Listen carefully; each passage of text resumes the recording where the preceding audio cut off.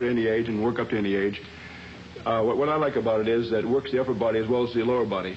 You see, jogging and running works the lower body. It's a great exercise, but power walking, I feel, is even better because it works the upper body at the same time and uses the principle of progressive resistance. In other words, you start out with no weight and work up to 20% of your body weight. All right. Assuming any age can do it, I'd like to take a look at just a couple of the warm-ups you do prior to it, and then we're going to go out on the road with you and see you power walk. Okay. Where do you want me to stand? Wherever you can. Just show us what actually you do to warm up. Basically, I start out by putting my hands on my hips here and doing some forward bends, about 20 in a row, just to warm up the lower back and back of the legs. After you've done about 20 of those, you go to side bends like this to warm up the sides. Right. About 20 of those. Then you do twists like this to warm up the whole body. And it kind of adjusts your spine too. You do that. Then after that, you just do a couple warm-ups. Just stretch down and touch the floor or your toes or something like that. Stretch your hamstrings back there. Do that for a while. You do any bends, any knee bends or anything, or is that... No, I don't do that. Then I also do for the... I stretch the calves like this. Yeah, that's... And the hamstrings like that. And I also stretch the groin muscles. This motion here. Okay. Yeah, because you're going to be taking very long strides, aren't you? That's right. And you also loosen up the thighs by pulling the thigh up like this, high as you can.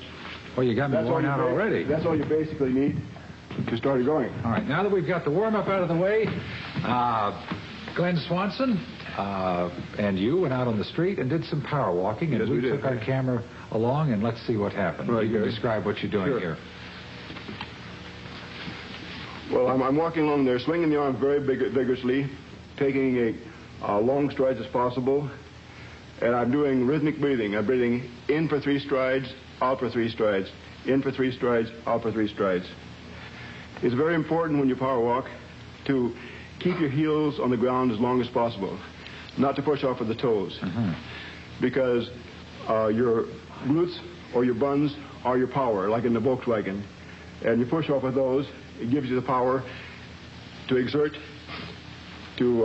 I got to ask you, what do buns have to do with Volkswagens? The motor's in the back. Oh, motor's in the back. Gotcha. That's right. Exactly. And a person must be very careful when they power walk to stand up straight, straight as possible. A person has a tendency to lean forward, as I'll demonstrate here in about 2 seconds. I start leaning forward here. I'm going downhill here. Start leaning forward, and that is really bad. And the rhythmical breathing, you have to breathe in 3 times, out 3 times. It's important to get the right amount of air, oxygen at the right time. All right. Now, what do you have around your ankles and around your waist? Oh, yes. Around my ankles, I have lead-filled weights. And see, I'm leaning forward there. Now you're going uphill. It's a bad way, yes. It's a bad way. Now we're doing slow motion to see how you push off with a heel. You see, take long strides, push off with a heel, and swing the arms vigorously to offset the power by the legs, right. And what are the things, the weights on your ankles and then the thing around your waist? Yeah, the weights on the ankles are 2.5-pound ankle weights. Around my waist is a 10-pound. I usually carry 20 pounds around the waist. And 5 on each ankle. And my, I manufacture my own weights. They're handy weights. And you can, they go from 1 pound up to 5 pounds, and they're very compact and adjustable. Steve, how long do you do this, or how long should one continue this activity? I do it for about 20 minutes a day. You do it for 20 minutes a day for cardiovascular. But if you want to lose weight, 45 minutes is better. All right, now, should you find a flat surface or an incline to do it on? Well, to start with, should be a flat surface, Gary. Then you gradually work up on the incline. Then when you can work on the incline well, then you start adding just a pound in each hand only. Okay. Then you work up the waist belt, and the last is the ankle belt. Yes. Now, overall time for someone really to get into shape, the kind of shape they'd like to be in? Oh, I would say 3 months. 3 months. That's just out there walking. That's right. That's great. You see, I like it because you can't get energy from it. I mean, over extended period of time. People are concerned about that with running versus walking, aren't they? Yeah, that's right. I mean, walking is good for anybody, but you see, over extended period of time, if you do a lot of jogging, you may get some trouble in the knees or ankles or back or something. This way you're safe. Right. Thank you, Steve, very much. Thank you. Billy started the muscle man to actor trend with a film called Hercules.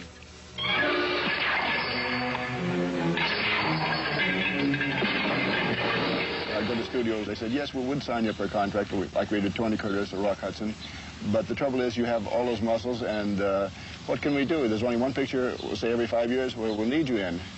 So we can't do it. It wouldn't be economically sound for us. But then Hercules came along, and that was it. Hercules was a box office smash, and Reeves went on to star in 13 more films. But in the process, he got typecast as the good-looking muscle man who couldn't act. Do you think that actors today suffer from the same kind of prejudices, actors who are very physical? Oh, no, not at all. Now, this is a day of fitness. I mean, actually, they have an advantage. I mean, a lot of actors who wouldn't have thought of exercising before exercise now, so they take their shirt off and